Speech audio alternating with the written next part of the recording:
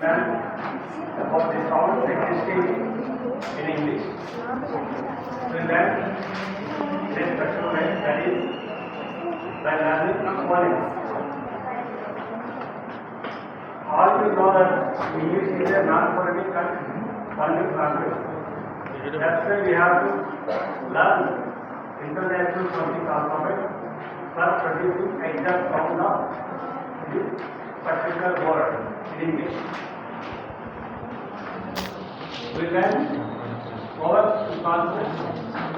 All together we have done 44 symbols for British term and extra 4 symbols exclusively used by 95% of Americans. Vowels can be classified as mainly monophthongs and diphthongs. And in monophthongs again can be classified as short vowels and long vowels. When it comes to consonants,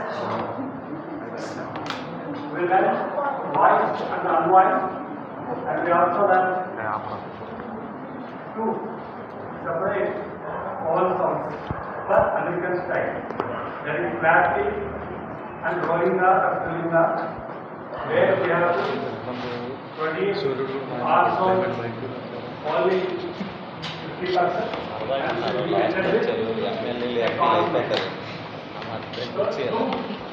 Special concepts that are there in this. Now we are going to learn today syllable division and syllable stress. So what happens if you won't maintain syllable stress? I will tell you, everybody wants read it.